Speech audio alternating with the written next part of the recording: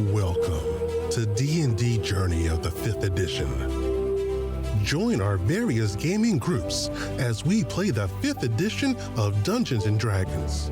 And maybe just hang out and chat about gaming in general. Sit back and enjoy the show.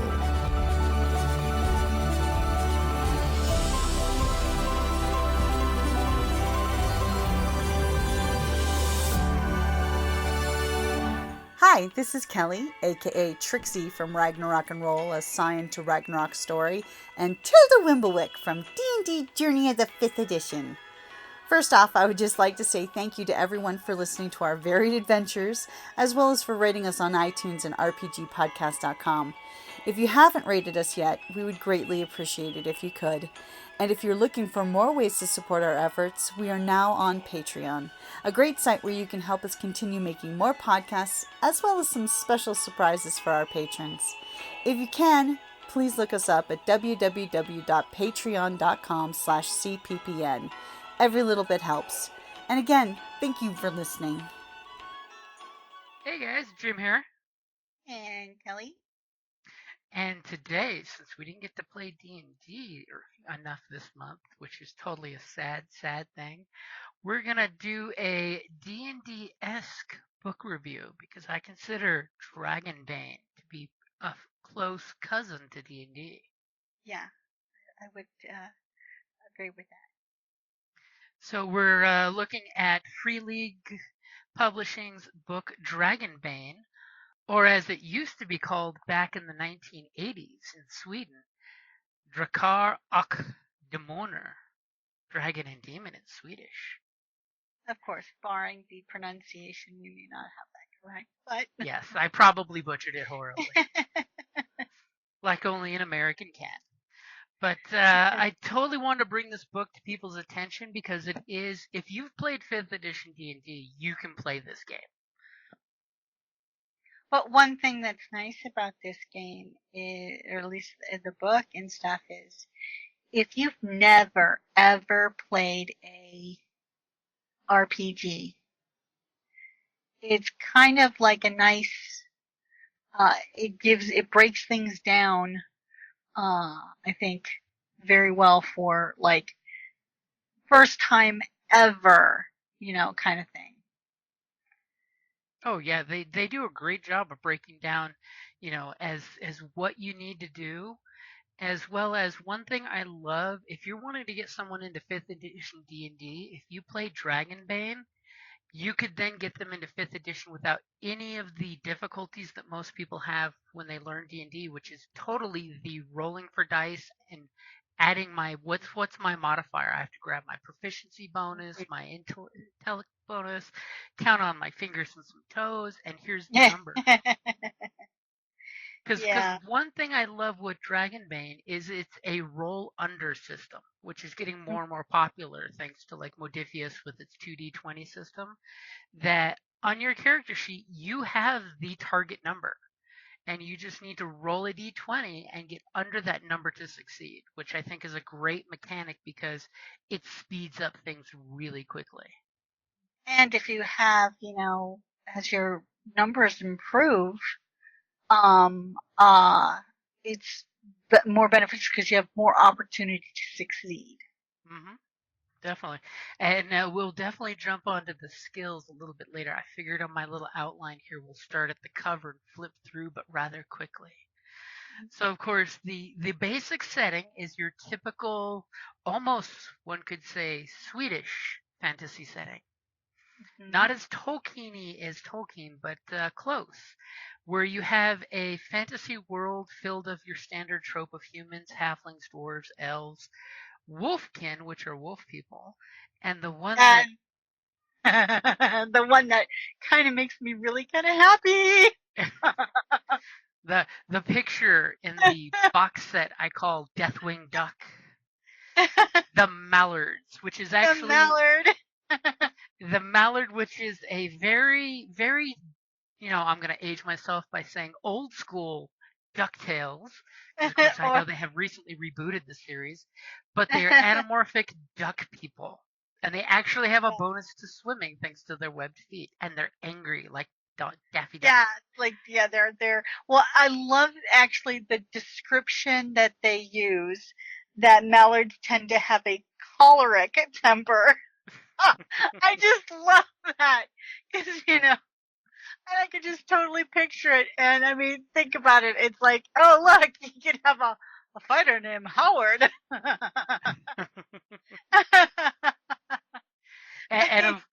And of course, the Mallards are actually a carryover when the RPG game was changed to RuneQuest and then brought back, which I think was interesting.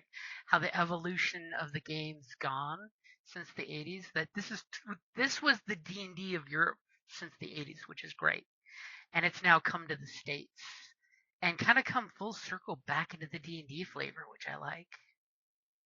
It's got some neat, I mean, and like the standard, I mean, races, but like slightly different and stuff. Like, the dwarves, they're actually the oldest of the races and stuff. But, uh, then you have the elves and stuff, and they're still pretty similar to, but then you throw in these other flavors of, races. And it's interesting. It's very, very interesting. And one thing I do love that's totally skipping to like the next book, which is the Bestiary book, is the quote unquote Nightkin, which are the evil races. They're not, they're not stuck in the stereotype of being evil, but your orcs, your goblins, your hobgoblins, your lizard folk. The main thing is the goblins, hobgoblins, and orcs are actually sensitive to sunlight, which harkens back to old school D&D, which I love. Well, and correct me if I'm wrong, also in more Nordic tales, they were sensitive to light. Because like when Tolkien says the trolls, Exactly. he's taking that from Straight up from your Northerners, trolls don't come out in daylight, period. Yeah, and it can, certain creatures don't react well to direct sunlight kind of thing. Not the morning sun, crack, crack, crack. Be stoned to thee. But in the standard storyline of the Dragonbane is not good or evil, but dragons and demons are the scale between order, which is the dragons, and chaos, which is the demons. Mm-hmm. And based off of the ancient war or rivalry between these two. So they are direct opposing factions that were established long ago. But the destruction of their war basically led to the other races then becoming dominant in the world. So of course now we've come to the edge of, the age of adventure or the age of iron and steel, where the players actually get to set foot and take off into the world. So one of the big things with making your character, I love the fact that everything in this book has a table you can roll, and it clearly says choose or roll. Yeah, you could, I don't know what I want to play. Okay, here, roll. And it will decide for you. And the beauty of the characters, when you create them in this setting, is everybody who's played D&D, like I said, will recognize your characters have the standard 6 stats: the strength, the agility, the constitution, intelligence, willpower, and charisma. So that's totally recognizable. Willpower replacing the wisdom. One thing I do love is they flat out tell you to roll your stats. It's 46, drop the lowest. Yeah. So you're going to automatically make sure your characters are a little more oompier than your average peasant folk, because you got better than average odds of a good pool, which is cool. And then, of course, it sort of states in there that you have experience. You are not, you're coming from an experienced background. So that makes sense. Exactly. It's not that you're forced into adventuring, it's that you chose to be an adventurer. You've already established yourself in some form or shape. Mm-hmm.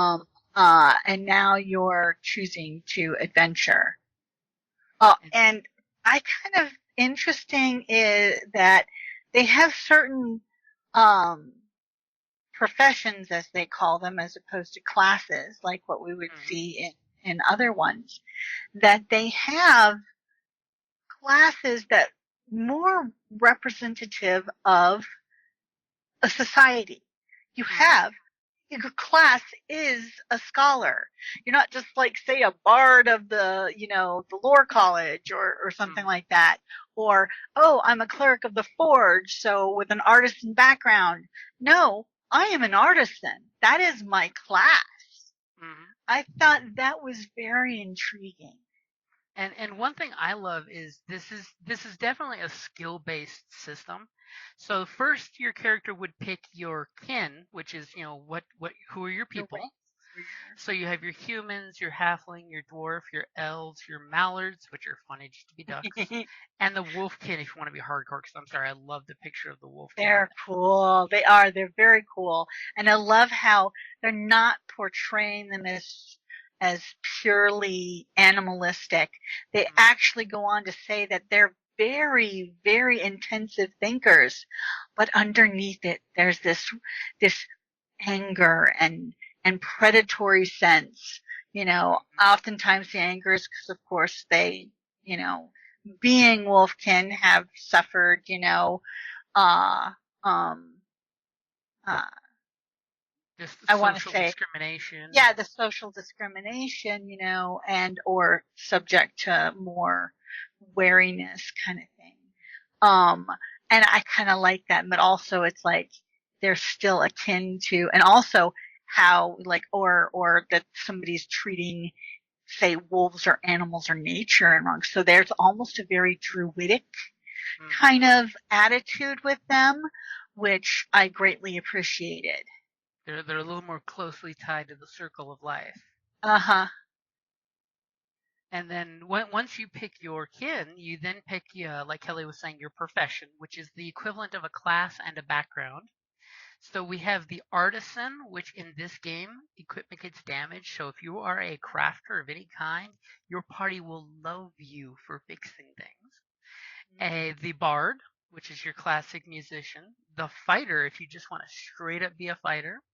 The hunter, if you want to be the pathfinder for the group, which, by the way, way later in adventures, being a pathfinder is the player who says, I will get us through the wilderness.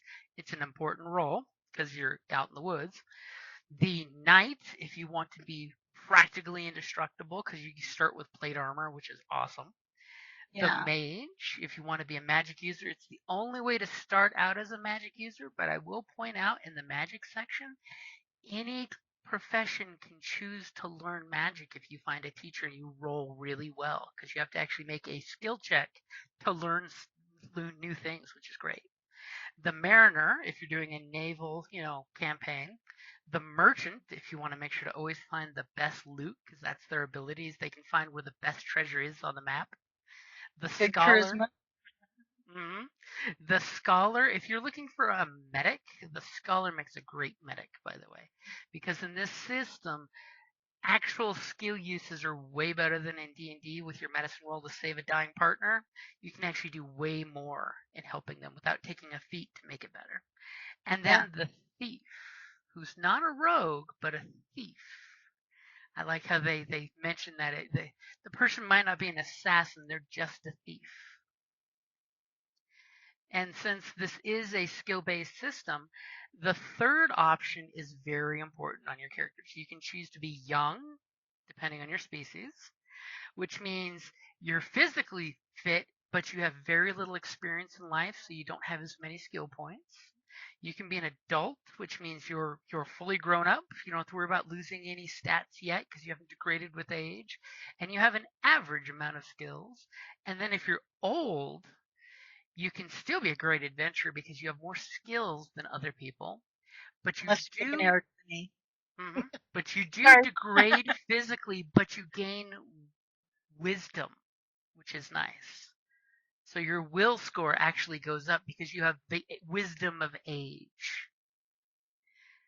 And one important thing in the system is it uses two actual metrics for your character. You have your hit points, which is literally just your constitution. So whatever you roll for con, that's how many hit points you have. And one thing, as this game progresses in the big story arcs, you don't level up in a traditional sense. You actually, when you succeed at using skills, you have a chance to increase that skill. So hit points is rather important because they don't double like they would in D&D. And then you have willpower, which is a mechanic similar to using strain in Genesis or Star Wars, which is great because you have two pools. Willpower is what's actually used for a lot of the cool heroic feats or any magic casters always having to burn willpower. And the nice thing is willpower is something that you can get back a lot easier than hit points. So those are the two important mechanics in the game, is keeping track of your hit points and keeping track of your willpower. Now, I will totally throw it out there and skip ahead that when it comes to hit points, they actually have borrowed the death save system from 5th edition, which is cool. So when you hit 0, you have to make three saves or 3 failures for life or death. But there's a cool new mechanic they have in here for when you're at 0 points. A teammate can actually, and I think they took this one from 4th edition, the old Warlord class, that you can be rallied by a teammate who says, "You can do it!"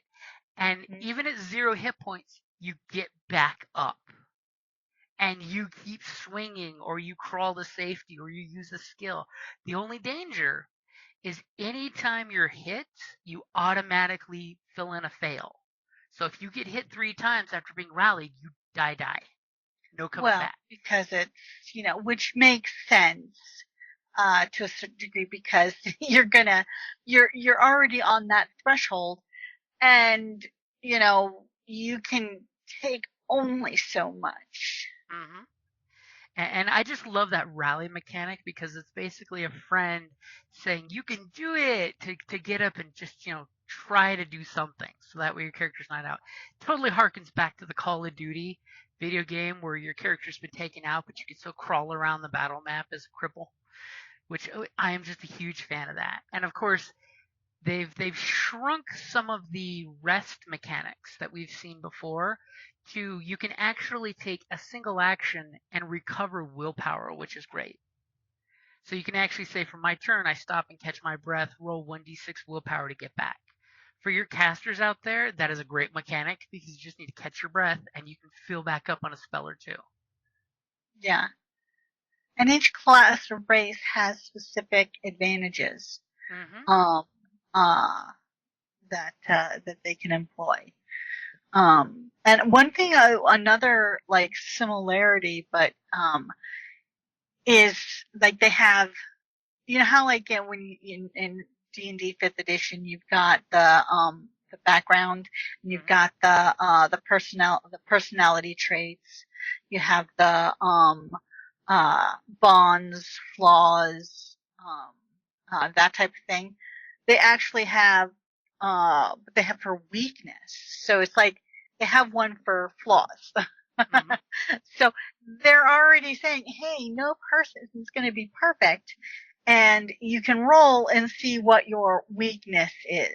It's not a flaw so much as a weakness.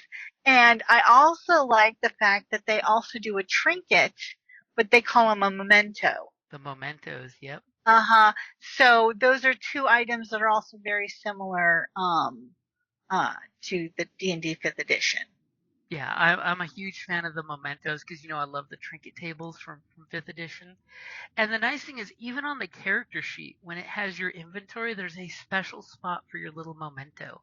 So that way you can actually throw it in game of your little memento. Like if you play Aldrich Glemhart, his memento is a small gold amulet with the family crest. And what's funny is I'm just looking at it right now. One of them is the same as it is in the D&D one, but more specific, a horn taken as a trophy from a monster. And I know for a fact because my sister has, a trophy taken from you know, a kill. So I thought that was kind of funny, you know? It's like, again, there's similarities. But I kind of like some of these ones because if you look at the loot one in D&D, it's like that massive D100. Um, and a lot of the stuff is kind of silly and, it may not be super helpful, although I have had some that have proven to be quite Hmm. helpful. um, uh, Whereas these are slightly more practical, I think, but still, yeah, a lot can continue here. You can build these into your character backgrounds and stuff. But, of course, it's a much smaller list. It's only a D20. True. They try to make it a little more concise there. Well, and that's one of the reasons why I think as a new person, like if you wanted to slowly introduce somebody to like fifth edition, um, you might want to start with something like this because it's, like a condensed, Hmm. it's different, and there's like a sort of, you don't have to learn quite as many things with it. And in my opinion, certain the characters are perfectly transferable. Yeah, I mean, You it know? translates perfectly. And the nice thing is, with the roll under system, you just tell them, look at their character sheet. You got to go under that number. That's it. There's no armor class on the monsters. It's you need to swing successfully with your sword, so it's underneath sword. You have to roll under that number, and if you're good, the number's going to be in the teens. So it's easier for you to do that. So I think, I mean, because it would be kind of, you create a character. Now, because of course I've never GM'd personally. How much, I don't want to say restructuring, would it take for like to say to move over like a mallard? Because, It wouldn't be that difficult. You just have to figure it because in standard D&D there'd be a racial bonus, uh-huh. and then there'd be the racial ability, which you could totally put in there.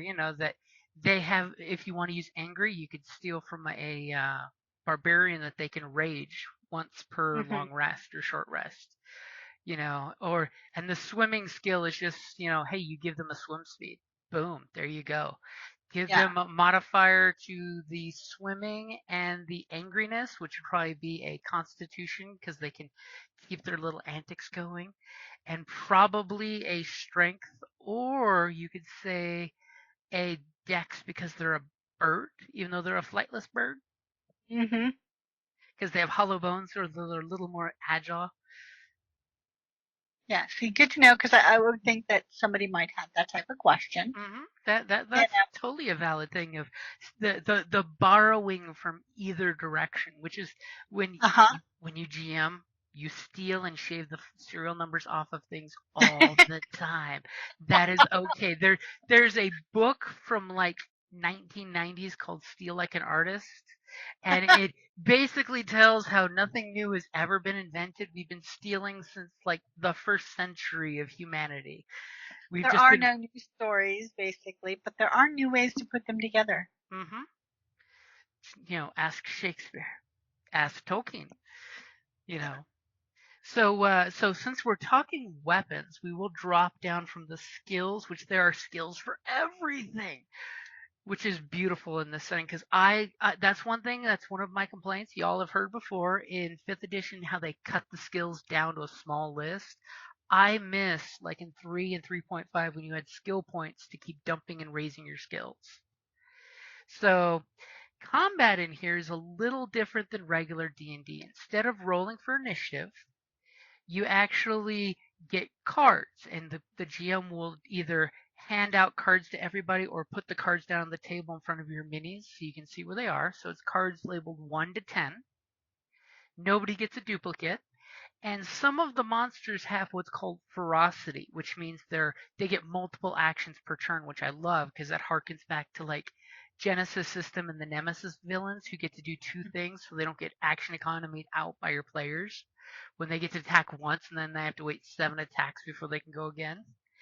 So you randomly pull and flip the number cards out, and that's everyone's initiative slot. Instead of in 5th edition where you say I hold my action, which we all know is sometimes the best thing to do, but is also a pain in the ass to do, because by the time it gets to you, it could be what you were wanting to have happen didn't happen, that type of deal. You can actually, as a player, say I got the 1 card, because you start at 1 and you work your way up. I don't want to go first.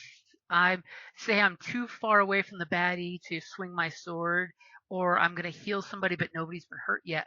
I can actually pick any one of the other initiative cards and switch to a card that has not gone yet. So that's a great way of holding your action by pushing yourself back. Now, however, you can piss off your friends because they don't get a choice when you do this. So all of That's a my sudden, question. I was wondering, all of a sudden, whoopsie, you're going first. hey, why am I don't want to go first. See, this is when you would totally, honestly, as a GM from a tactical point of view, you would want to swap with your mage or your range attackers to start doing stuff. So that's how initiative works. The reason why they're numbered face up cards is as you take your turn, it's standard RPG fare where you have your movement, which by the way is in meters in this game system. So humans are 10 meters, and each square is 2 meters, so you have 5 squares basically. Divide your movement by half, and that's how many squares you can move on the map. So you can move, attack, and move some more if you have movement, or in whatever combo you want to do. One thing is that attacking is great or casting a spell if you're wanting to hurry up and alpha strike that baddie. Honestly, in this game, because you have like hit points in the teens, hopefully, you don't want to get hit a lot of times. And instead of attacking, they have the mechanic to evade or dodge. In combat, it's called dodge, but it's the evade skill that you use, so you can dive out of the way. Or parry, which is a mechanic I love. Like if you've played a lot of those video games where you can parry until your weapon breaks, that mechanic is in here. Every weapon has a durability. So if I whip out my dagger and try to stop somebody with a battle axe, my dagger's durability is like 3, I think, is the number. I'm guessing, but I know it's a small single digit. If the battle axe and I parry, I can succeed if I roll my weapon for knives. But the weapon is now taking the damage instead of me. If the damage exceeds its durability, the weapon is now damaged. And that's when you find your artisan friend to fix that stuff. Yeah, as I say, and hopefully you've got an artisan with you. On the plus side, armor, shield, and weapons all have durability. So it actually gives, in the gear point of view, mechanical reasons why you should have a shield. Like some of the monsters, and that's capital M monsters, have range attacks. And you can either dodge or parry with a shield only, because it's such an attack like a rain of manticore thorns that you need a shield to parry the attack. And then the attack will do damage to your shield. If it doesn't exceed the durability, no biggie, just a battle scar and you keep moving on. But if it exceeds the durability of the shield or weapon, it breaks it. So I love that mechanic. So if you have not gone yet on your turn and something attacks you, you can choose to parry or evade.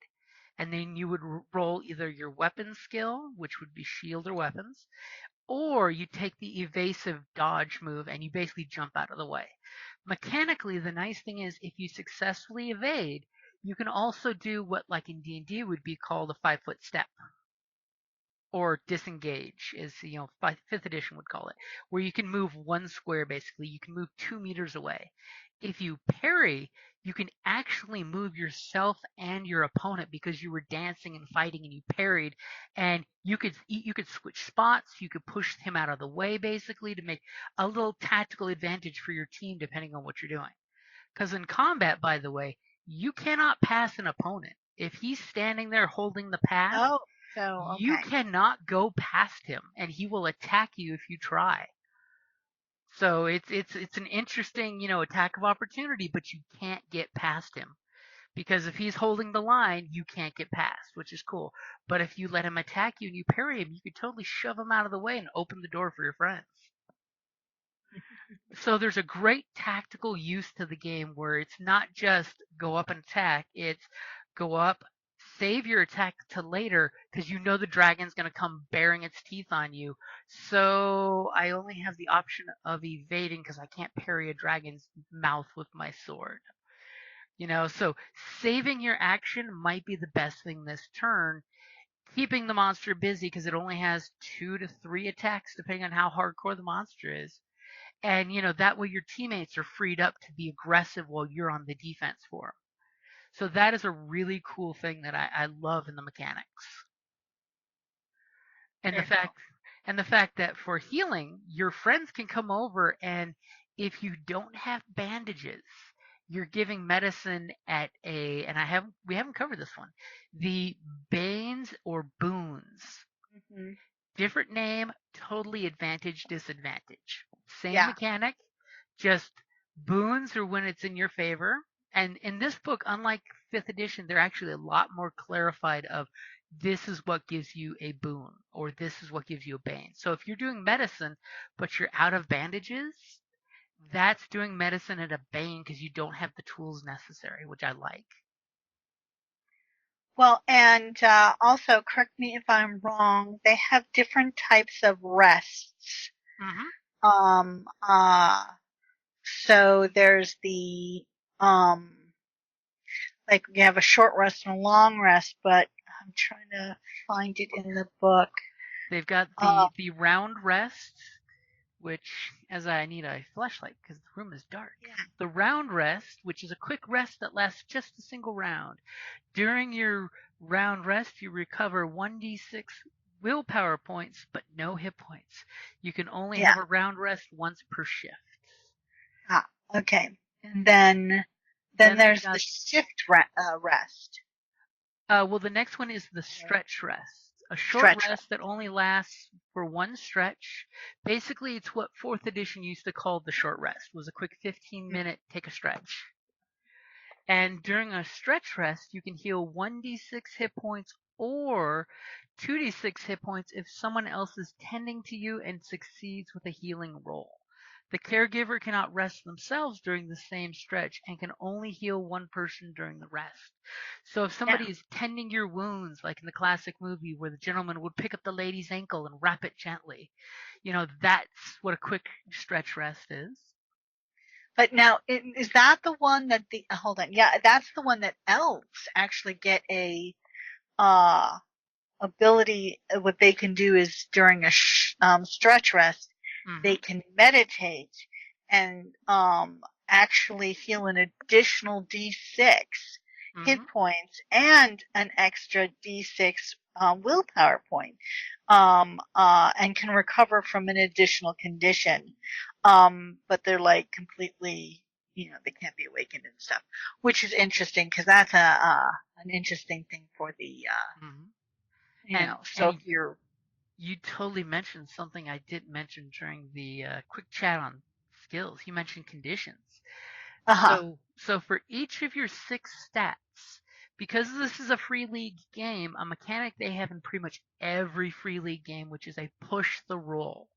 So if you roll and you fail, but you're just like, I can't fail this, you can push yourselves. And on your character sheet for each of the stats, strength, con, agility, intellect, willpower, and charisma, there's a condition underneath each one. So strength has exhausted, constitution has sickly, agility has dazed, intellect has angry, willpower has scared, and charisma has disheartened.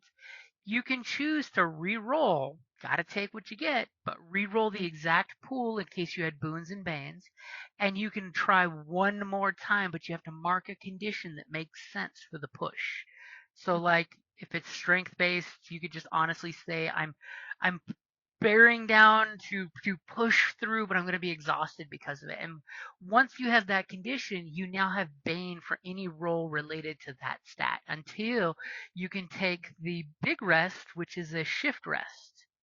That shift rest lasts one full shift of time and can only take place in a safe location where there are no enemies nearby. Which so of course, basically a camp. Mm-hmm. Later on in the game, they talk about setting camp as part of your adventure. You make a safe place, or like if you're at the inn where you can recover everything. And when you take a shift rest, you recover all of your lost hit points and willpower points, and you heal all conditions.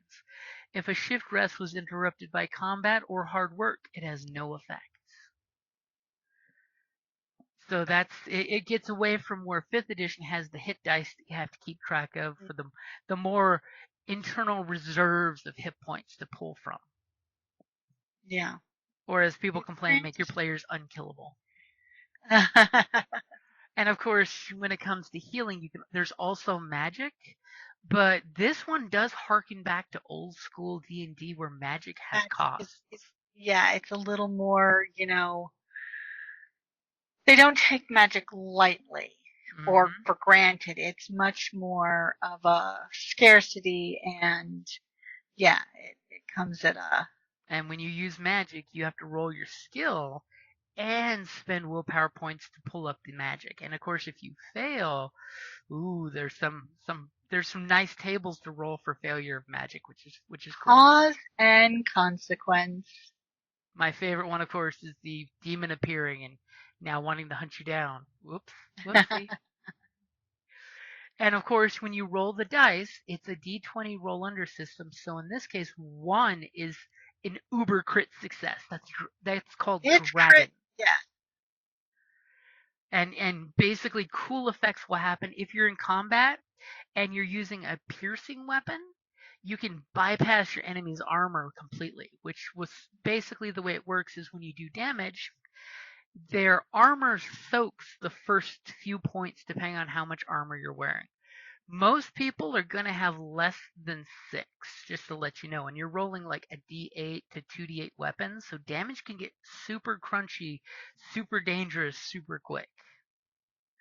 So armor is a good thing. I'm just going to say, armor is a good thing. You put on plate armor, you walk into that army of goblins with daggers, and you fear no goblin, at least until they roll a dragon and bypass your armor. Then you start bleeding. Then they find the gaps in your armor, which is, of course, cool when you're attacking a monster that's got huge armor, because you'll be like, my arrow found the notch in his scales. Or that chink. Like Small, Exactly. The one scale that was missing. The thrush will whisper in your ear and tell you about the missing scale. Uh-huh. Oh, wait, they got that out of the movie, didn't they? And of course, when you're playing, things do break. Things do need to be maintained. So, of course, it is nice. Totally have an artisan in the group, just saying. Because you can repair things. Magic is nice because when you pick magic, you have to pick one of the 3 schools of magic, which the healing spells are under the animalism. Then there's the elementalism. I love elementalism. Totally makes me think of the mage from EverQuest, because you can, at highest level, you can summon a rock elemental to fight with you, and they have cool stats on their own. I'm just going to say, one of those guys that's good for a good long fight is a great boon to your team. And then the mentalist, if you want to be able to fly and move things with your mind. And of course, there's general magic that all 3 schools can pick from. So there are lots of options for magic. Like I kind of touched on earlier, any skill, including magic, can be learned if you can find a teacher. And you roll successfully. Because again, even though you're learning this thing, you still have to roll successfully, which does also touch base on when you actually level up in the game. It's not like D&D where you go ding to level 2 and you get a bunch of stuff. It's actually, if you roll during the game, which I love because this is an organic leveling system. If you roll a bane or a boon on any of your skills, there's a little box on the character sheet you fill in. And then the character sheets are beautiful. Oh, they are super, super pretty. And you fill that in. They offer them for free on their website, as well as they have them in the book. So I think that's really nice too. Or you can photocopy them. And if you buy the box set, you get like I think Extra four ones. to eight Yeah. extra ones. Yeah. And so you mark your whatever skill I did today that either succeeded amazingly or I screwed up bad, but I learned from the lesson. You fill in the little dot, and then at the end of the game, the GM will ask everybody 5 questions. It's kind of the standard free league 5 questions for experience that you see like in the Walking Dead RPG and Mutant Year Zero. And for each question you answer yes, you get to pick a skill and you mark all these skills, and then you actually roll your dice to see if you learned. And if you did, you get +1 to that skill now, which makes you're a little better at it. So basically, anytime you roll a natural 1 or a natural 20, you're learning in the game. So that's a great punish, reward. You got punished by a bad dice, but you might be learning from it, which I love. Like a lot of the Power by the Apocalypse games, if you fail critically, you get rewarded with experience for it because, and same thing with like Numenera. You rolled a GM intrusion, but you still get experience for it because it's a learning experience, which I love that organic kind of learning. So that's kind of why your hit points don't like quadruple. It slowly creeps up. Like there's heroic abilities that the GM can actually reward the party with. So if you guys do big damn heroic stuff, the GM can actually say, you know what, I think you guys earned a heroic ability because of this. And the GM can just give that to you. And he or she can also say, what heroic ability do you think you learned from fighting the Linderworm, And then each person can personify, here's what I learned during the game, which I think is it's a cool way of rewarding your players with a quick boon. Mm-hmm. And again, with magic, like I said, you can actually find a teacher. See, like in the adventures, I love how they point out certain teachers in different areas that you can approach, and how you want to sell them. Like there's a big campaign in the box set where there's a healing monk like priest, and it tells you flat out, give this guy sweets, and he will totally teach you magic. Whether you actually learn it is up to you to roll successfully, but it's better than honestly, it's better than 5th edition's way of learning skills.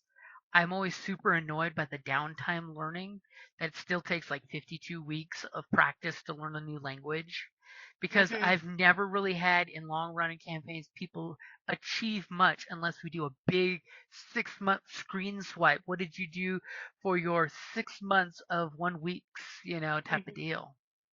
And Which we did with the Daggers of Freeport. mhm. All of a sudden Rejek, although I got to admit he really played the whole Oh, scenario. Like the discussion, it was like, oh, when he went super I super learned the dark language. Cthulhu-y. But Ooh, yeah, poor Sixpence. yes, that went dirty for the Daggers of Freeport. And speaking of dagger, gear is important in this game. Like I was saying, it harkens back to AD&D when you don't attack a skeleton with a pokey weapon, because skeletons are better to go after with blunt weapons. That's something I do love seeing again, because that was old school OSR RPG there, that certain weapons do better against better Yeah. situations. I Or do you like have a seeing that mummy, back. you go after it with fire. Hit it with fire. It's funny how many things that works on. Exactly. But it And, works especially well on trolls and mummies. mhm. And one thing I love about the gear section is there's certain pieces of gear that make sense. That the gear section is not like a massive 30-page chapter. It's only like I think 4 pages of that in the hardbound book, and the same thing in the softbound box set. Which, by the way, if you buy the box set, you get the exact same book as the hardbound book. You just get miniatures, dice, a map, a little mini grid map. It's only like 2 panels, not the usual 4 that you normally play on, and all the same material is in both, but it's in soft workbook pages instead of hardbound. I have actually both because I like the hardbound, and I like the fact that Ah, the cool cardboard stand-up minis come in the box set.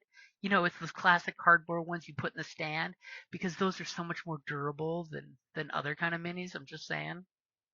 You pull them And off the I have stand. the hardback in my hand right now, Hmm. and the the paper is not super thin. It's got a nice It's got great feel to it. texture. Exactly. And since we're on the subject of the physical book, or just the illustrations are beautiful. They're kind of muted, almost a sort of sepia wash kind of thing, but it's more evocative, I think, of the world, and Hmm. they're just gorgeous. They're And they're just consistent, gorgeous. which is great. It's even though they Well, had there's different artists. primarily only no, there's like primarily only two main artists. Hold on. Hmm. There's a lead illustrator and one other additional art. And then they have people who did the graphic design layouts and all on and that type of stuff. But it's primarily two people. Hmm. And and that does it's great for the consistency of the images. And they use color as a punctuation. So I think it's very beautiful. Because after all, one of the big things with the game is mirth. This is not supposed to be grim dark fantasy. This is mirth. There's a reason why we have the mallards. They're stuck people. You know. Yeah. I love that. That's so cute. and It's and a and, hoot. and, and like I was saying, gear is important because like in the gear section there's the sledgehammer. Having a Well, first, sledgehammer. Oh, uh, go ahead. if you're going to discuss gear, you should first mention that each profession actually has a gear chart that you start off with. Each So profession you're has a creating package. it. Sort of like with the backgrounds and stuff, you could go, oh, I'm going to go for the entertainer pack, or I'm going to go for the acolyte pack. Hmm. That kind of gives you that. But this one for the gear, and you roll it, or I guess if you were, you can pick depending, like, so I just open it up and I'm on the scholar. Um, and for gear, it's a 1d6. So if you roll a 1 and a 2, you get a staff, notebook, quill, sleeping pelt, torch, flint, and tinder, d6 food rations, and d10 silver. And then the 3 through 4 is a knife, a book of any subject, sleeping pelt, oil lamp, lamp oil, flint and tinder, and then same for the food rations and the silver. But 5 through 6, you get a short sword, bandages, sleeping poison, 1 dose, sleeping pelt, lantern, lamp oil, flint, and type of thing. So like, oh yeah, I'm going to be a scholar, but I know I kind of want to be the healer. I can go, well, I'm going to go with that gear set. And that's your starting gear set. Hmm. So, just thought I'd mention that since you're talking gear. Yeah, Um, one of and the professions has a chart that you roll on. yeah, and that's the one nice thing. So if your group has 3 bards, they could all pick different gear Uh huh. packs, which is nice.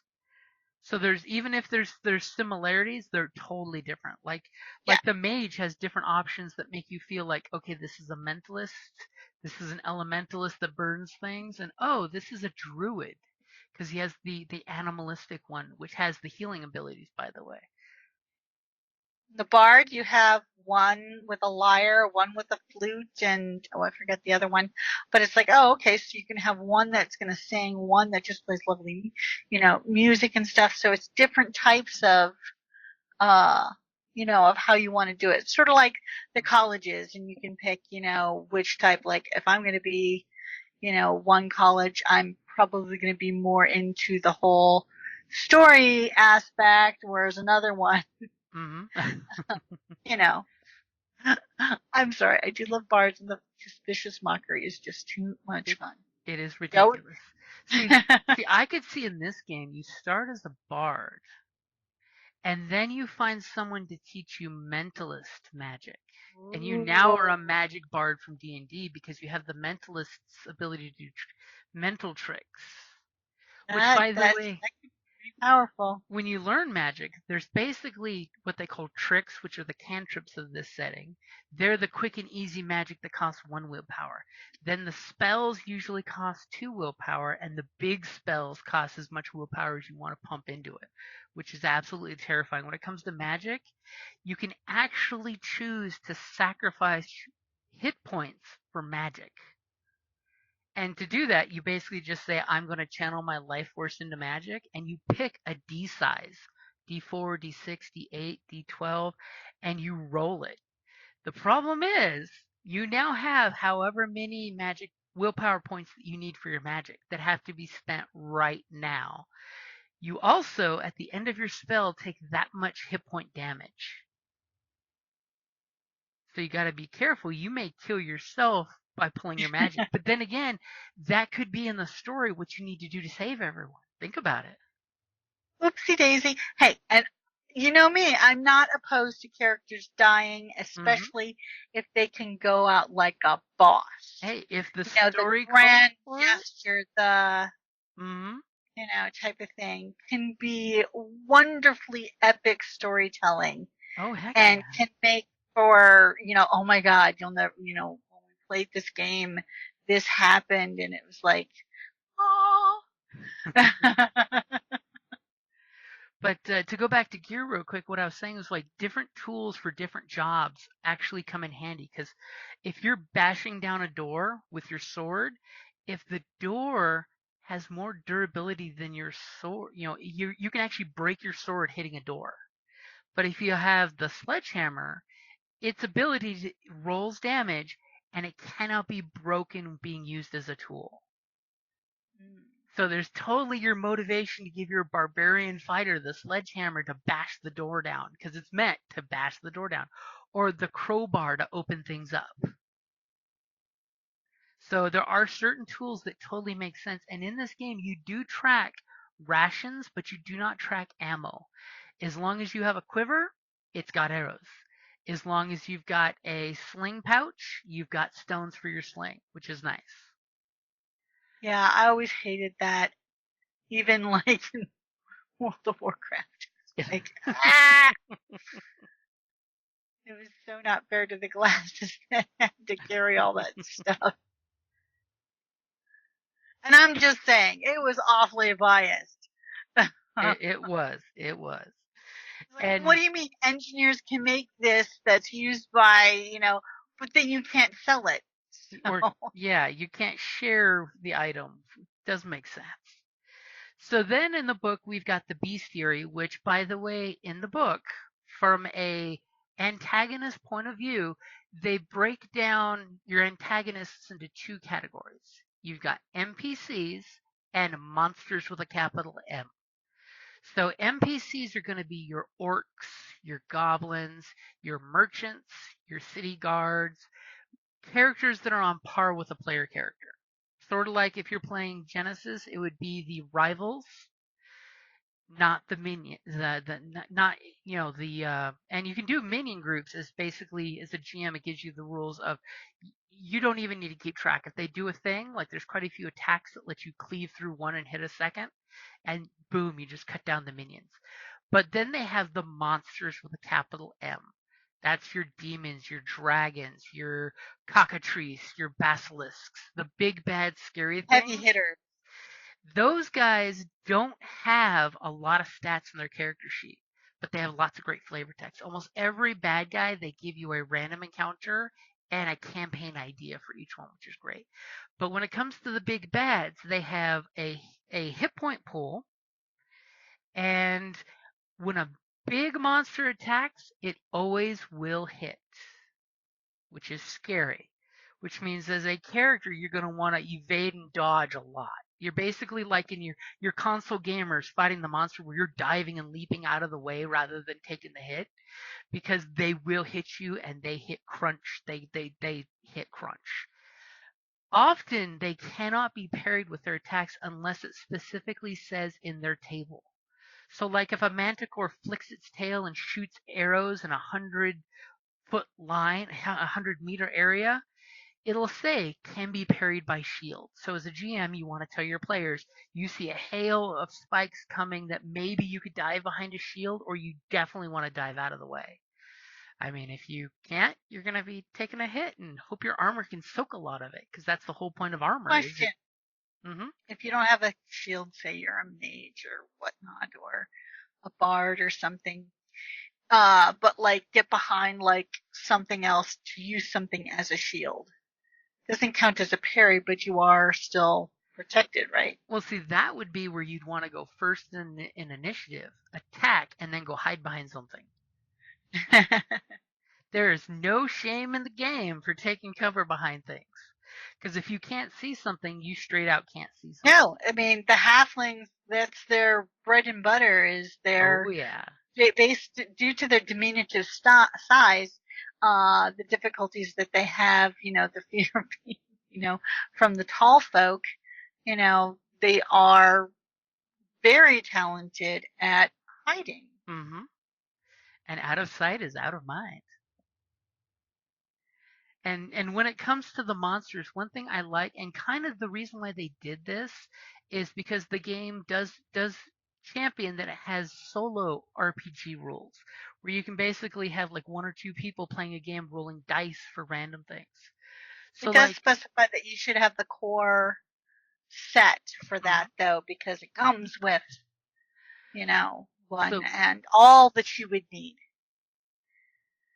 So to give an example, the monster I have here in the free RPG a day adventure that they gave out this month, they have the Lindworm, which is a giant, dragon-like worm. His name is Krakul. His character stat is very simple. It says Ferocity 2, which means he gets 2 initiative slots, which means he's doing a lot. That's 2 full actions and 2 full movements. His size, which is large, which they're pretty much doing the standard RPG fare when you're small, medium, or large creatures. His movement is only 4, so that's 4 meters, which is 2 squares. His armor is 6, so he absorbs 6 hit points of damage every time unless you're piercing and you roll a dragon. And 64 hit points. He's got an ability called Drawn to the Emerald. If the Lindworm sees someone carrying the emerald or trying to take it, he will immediately attack them. Part of the adventure is you're stealing a giant emerald. And then they have, instead of your typical dragon bite claw, or claw bite tail, they actually have a chart that's usually listed 1 to 6, and normally they tell the GM you can pick or roll, but the monster will never do 2 of the exact same attacks back to back. Me as a GM, I would probably pick the first attack of what makes most sense. If you're at range, a ranged attack. If you're already up close and surprise them, an attack at the closest person. But then you roll a d6 and it gives options. So like with Crawl here, his number 1 is a hissing roar. The Lindworm lets out a terrifying hissing roar. Everyone within 10 meters suffers a fear attack, and you have to make a save. Then if it's a 2, it's a claw attack. With its claws, the beast rakes 2 opponents within 2 meters of each other. Each victim takes 2d8 slashing damage. And now that we're talking about slashing damage, unlike D&D, where armor is armor, different types of armor are better against different types of attacks. Like I said with the monsters, you don't use piercing weapons on a skeleton, you use a blunt. Different armors give different protection values. It's a little more crunchy on the rules, but I love the effect because it actually gives you a great motivation for switching things up. And then, of course, number 3 is dorsal spikes. The creature rolls over all opponents within 6 meters. The victims take 2d4 slashing damage from the spikes on the monster's back and are knocked down. So as you can see, it's a lot more kinetic when it comes to combat. It's not just dragon stands here, player stand here. We just exchange blows back and forth. And then we've got Deadly Embrace, which is number 4. The beast wraps itself around the opponent and tries to squeeze the life out of them. The attack inflicts 2d8 blunt damage and the same amount whenever the victim's turn. The victim cannot move or perform actions that require movement except trying to break free, which requires a strength roll with a bane. Others can help. And by the way, in this system, if you help someone, it's an actual, that is your action, is you are donating 100% of your attention to assisting to give them boon on their dice roll. So it's not like in some settings where you can, as a maneuver, assist someone and still get your action. If you're helping, it's costing, and some things can only be helped by one person.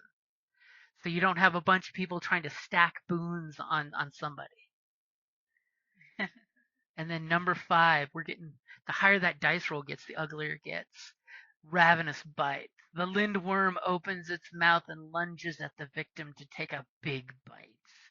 The attack deals Nom, nom, nom, nom, nom. 3d8 slashing damage, but can be parried. So in this case, you can use your weapon or shield to parry it. See, so the nice thing is the attacks will tell you if it can or cannot.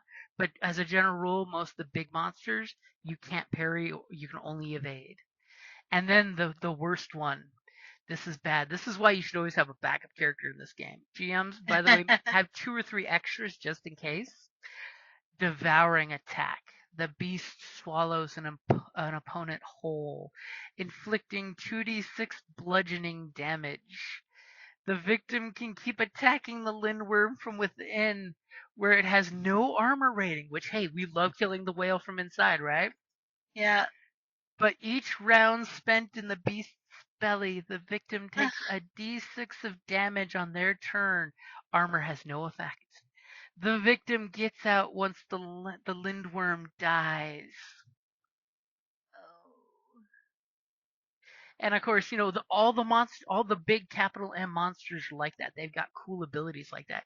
Like the demon has one where it just curses you that every time you lie, a frog comes out of your mouth. And by the way, how very grim fairy tale. That persists after the demon dies. Until you get someone to get that stuff taken care of. And of course, when it comes to magic, some of their spells actually cause permanent damage to do things. So I love that it's the almost like the 3.0 3.5 D&D where you had stat loss that you will lose.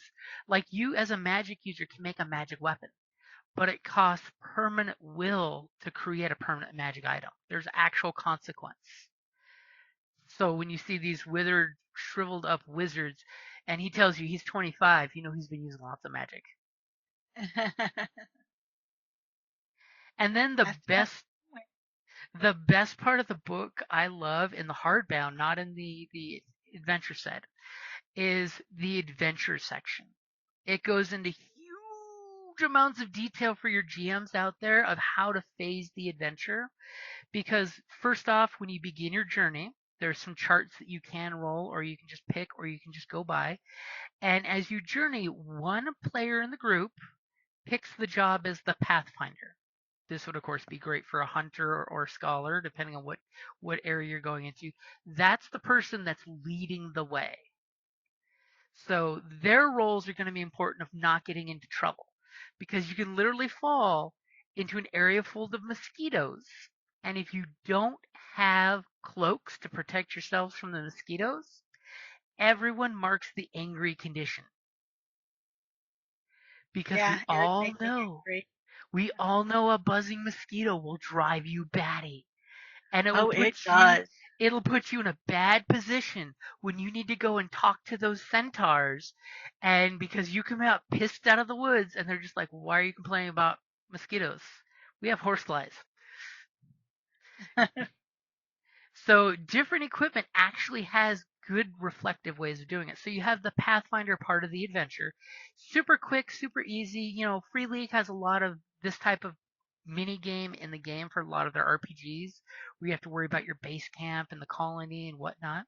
So the Pathfinder is an important part of getting there. Plus, since rations are important, all you need to do is have rations. But if you don't have rations, there is actually in the making camp section of the book, actual rules for hunting and fishing. So yeah, and I think whereas in D&D it used to be a lot more important, it's kind of gotten away from focusing on the It's making food sure you away. have rations and stuff. Although I'm a huge fan of Hewitt's Tiny Hut and, and those types of spells for groups for camping and stuff. And if you have any D&D Outlanders as a background, you automatically can feed 5 people. Exactly. So, this one harkens back to, I think, that more, where it was like, oh, you guys are out of food. You better do something, And of course, it is funny when it comes to the hunting. There's actually a D6 table to see what you spotted. And for all of you Alone fans out there, when you roll to see what you spotted, I hope your character has the equipment required to hunt that animal, or you basically missed out on it. So it'll tell you what you can, like, if you go out with your bow, you can hunt anything. But if you only went out there with, like, a trap, there's only certain things you can trap. But if you succeeded, you succeeded, But if it's an animal you can't take with a trap, going out there with a trap alone did not get you what you needed.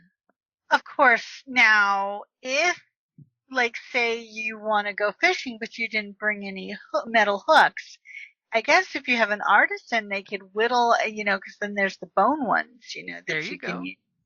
So, an artisan could be helpful for that. Or earlier in the adventure, you rolled demon while fishing, and you lost everything but the line.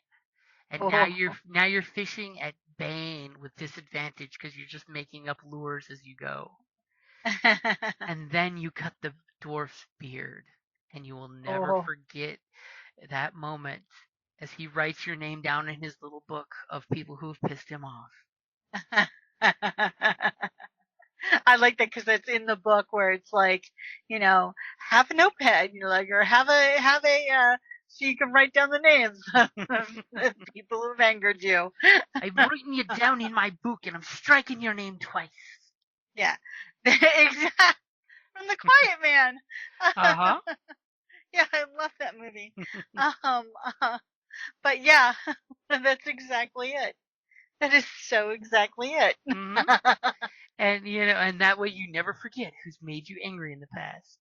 And of course, this is where the box set and the book differ. Is the box set comes with 11 adventures because as their Kickstarter got better and better and better, they stretch gold extra adventures in the book. The actual book has a different adventure that is not in the box set, which is cool because if you get the hardbound book and the box set, you get all the goodies in the box set and you get an extra adventure in the hardbound book, which is my favorite way of doing it. But in the adventure section for the GM, literally, if you pick up all your polyhedron dice and you drop them, there's a section in the book where it breaks it down of here is how you found out about the adventure. Here is the trip to the adventure. Here is, and these are all on different charts on different pages. So that's using a complete set of polyhedral dice. Mm-hmm. That it can determine all of that with one roll. Exactly. One massive. That's so cool. As they say, map drop, because that was the old thing back in the day when you get a map and you just drop a bunch of dice and what lands on what spots or how you fill in your map. But this way, like, the initiating thing is the D4, and it has a D4, 6, 8, 10, 12, and 20 by 1 through 20 list. And of course, you just. And there. Go ahead. I think that would be very beneficial for a brand new GM. Exactly. And literally you could do the opening of the adventure of, it tells you where the group got the mission. So it could be something as easy as a letter. They got a letter that was the first step for this adventure. Then here is the journey. Here's what trials and tribulations you run into that are just this is the getting there. Then you find out what is the location, and it gives you some cool things. And then on the way there, you can run into this type of like goblins, but by the end of the mission, you have to slay, and it's got a big monster. So it's like, hey, you have to worry about some wolfkin, but the big monster is a ancient treant. And then like one of the ones I was playing around with rolling a bunch of different missions, and it was actually a cool one that you were actually there to protect nature, and you were dealing with a wolfkin tribe, 2d8 wolfkin, while searching for a gem in the ruins of this area. Inside the ruins to slay was a manticore, but danger was because of noble so and so who was there to endanger everyone. And the natural environmental danger was fire. So I'm immediately picturing, okay, you hang out with these cool wolfen who live in the woods in this ruins. You're going to find your thing. Okay, there's a manticore that's guarding the treasure. Cool, cool. But as you're coming back, you have this total Beauty and the Beast Disney moment where you're dealing with this douchebag lord who's just wanting to burn the woods down to get rid of all the non-humans. Because Farquaad much? Yep, because that's totally what a douchey noble who also wants the MacGuffin would do. I don't want to traipse through the woods. I'll just burn the woods down and go collect my thing. And the adventure I tables. will send my people to do it. Mm-hmm. And the you could come up with dozens and dozens of adventures this way, which is great. And no two would be alike. Mm-hmm. Especially with the further you go, the more options are coming with the D20 at the very end. Mm-hmm. The one weakness I will point out there is they don't have a collection of magic items for you GMs out there. They have them in the adventures, but you got to like read through the adventures and start picking them out. Because magic items are the stuff. They just like in old AD&D when you'd find a cool holy sword and things, there's no like this is a common and uncommon or rare. No, they just have these cool magic items. Holy Avenger. Yep. I mean, there's one of the earlier missions where you could basically get a helmet because as part of your armor, our helmet and armor are separate. So you could wear this Dragon Knight's helmet that gives you basically boons against demons because it was the Dragon Knight's armor against demons. But it gives you Bane on perception hearing checks because you're wearing a big ass helmet. So you're always going, what?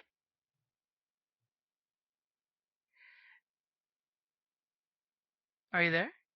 Yeah. Oh, you went dead silent. I was worried. I was listening. So and you can go through. I mean, I'm totally gonna like go through and mine them all to make a list for myself. But that's something as a GM you probably want to do.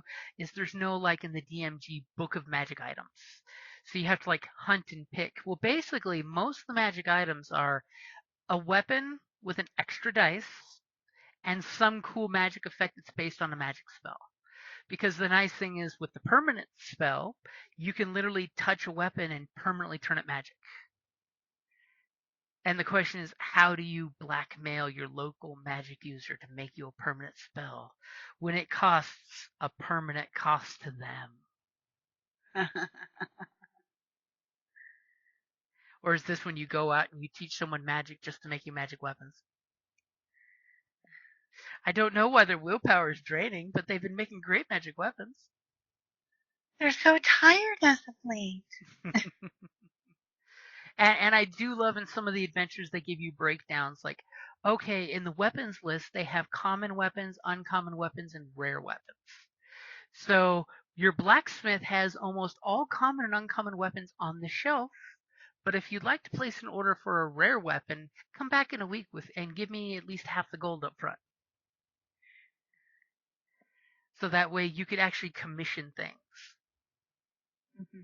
And this RPG is totally like The Witcher. You're going to have multiple swords for multiple jobs because one bad roll and your weapon just went kerfuckle. And the thing is, how are you going to fix it in the field? Though I will give it out to them, they give you the option on your turn.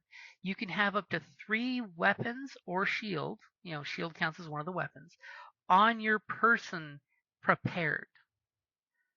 So it's not like in Star Wars where you have to spend a maneuver to pull a weapon out. You have them on you so that they're sheathed or, put on you in some way that it's at the ready.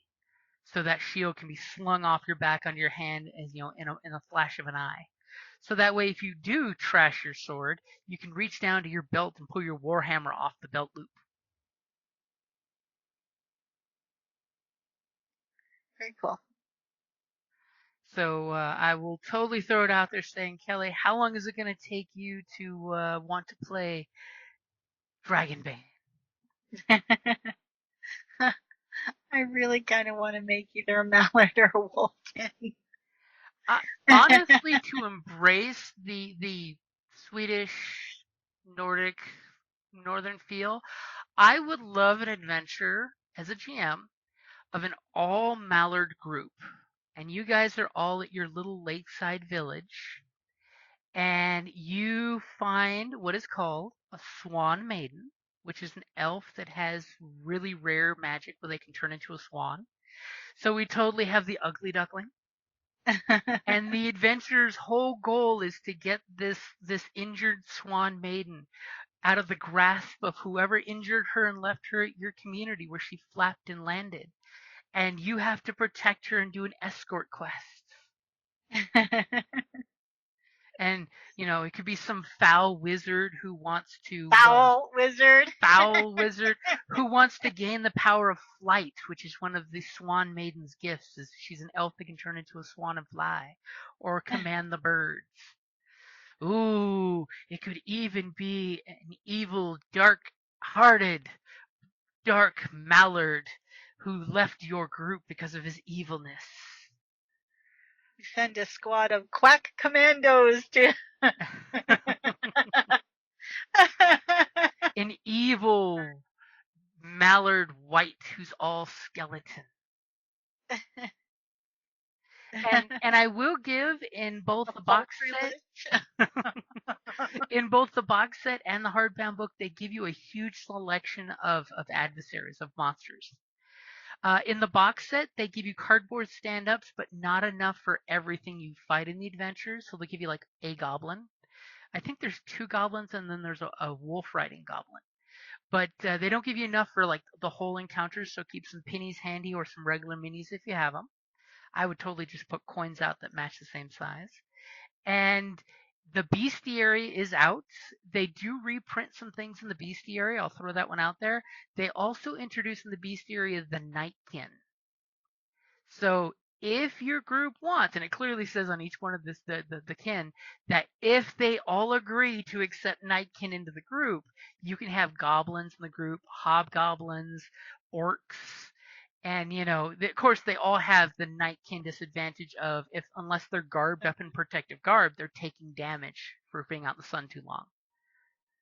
Which is great because all your players have to do is take their cloaks off if you're fighting goblins, and the goblins will flee from the dark. The light, it burns. So it does add a whole bunch of new races, including a feline race. There's also a winged feline race in there. They're super rare, but they're in there.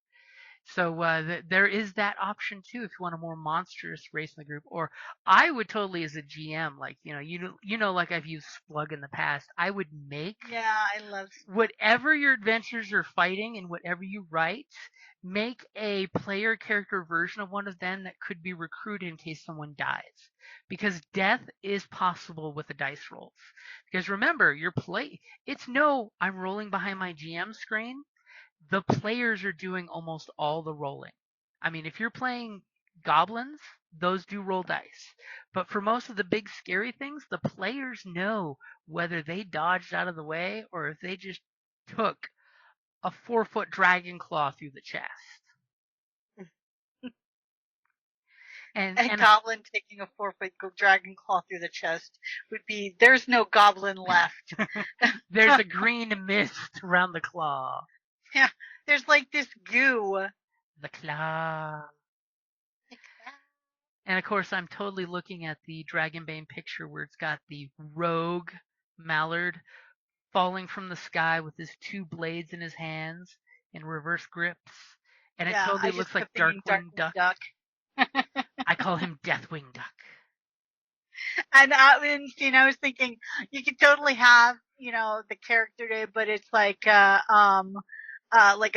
variation, but when you pronounce it, it sounds like it. So, Dirkval,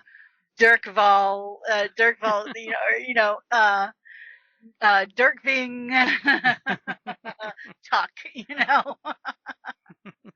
Or totally just say Darkwing Duck, but in German. Totally pick a different language and it's the same thing, and only you secretly know. Like Darth Vader. Until someone says, isn't that really just Dark Father? Shush! It's a reveal. But yeah, I definitely cannot say enough about Dragonbane. If you've played 5th, you can play Dragonbane with no learning curve whatsoever. And if you have not learned D&D, this is a great gateway drug for D&D because there is no rolling your dice and counting numbers. It's did you roll under that? Did you hit that number or lower? That's it. If you roll a 1, that does take getting used to. That ones are great and not bad because so many people will make that momentary sigh when like the that. 1 comes up. Oh, okay. No, and then that's they good, remember. actually. This is a roll under system.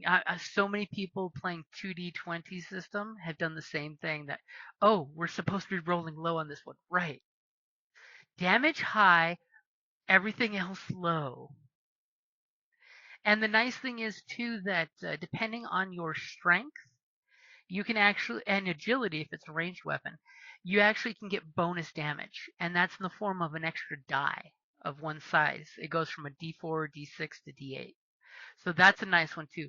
I will throw it out there as a quick last caveat, promise last one, then we should totally be wrapping up. On Roll20, they totally have Dragonbane on sale right now for half price. Normally it's 30, now it's on sale for 15 because they're doing a sale going on. On that Roll20 thing, it does all the math for you on the character sheet and includes giving you the ability to push your dice roll if you didn't like the results.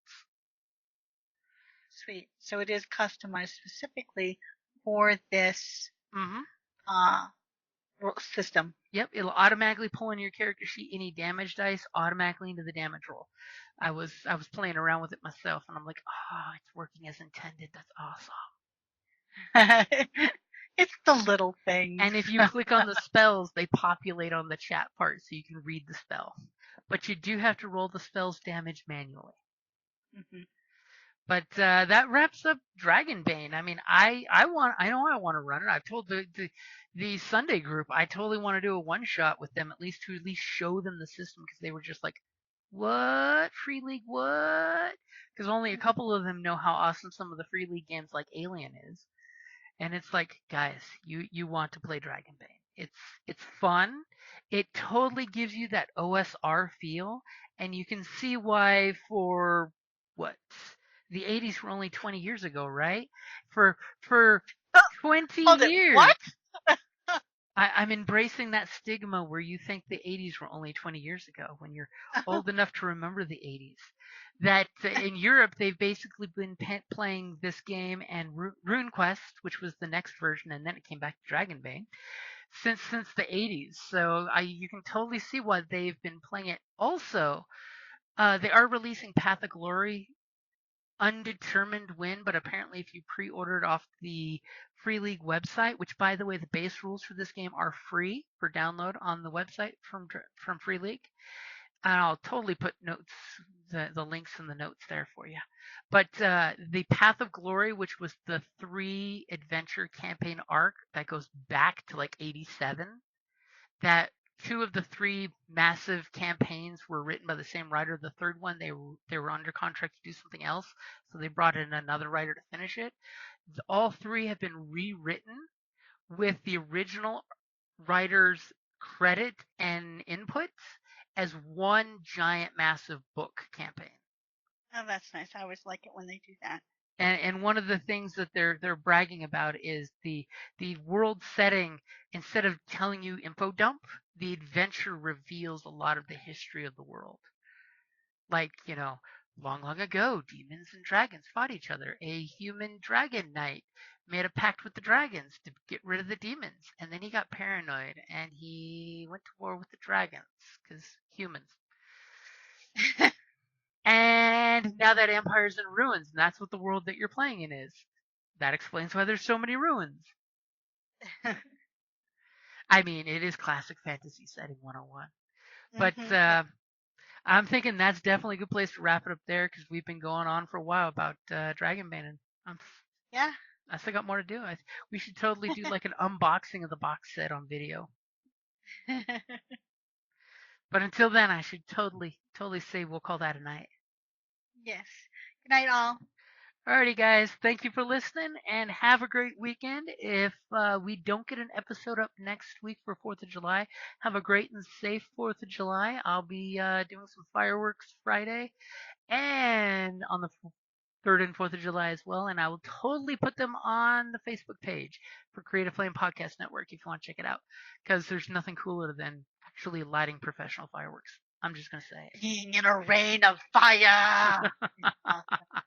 It's like being in at that point my favorite World of Warcraft spell. A rain of fire. Alrighty, guys. Have a good night. Bye.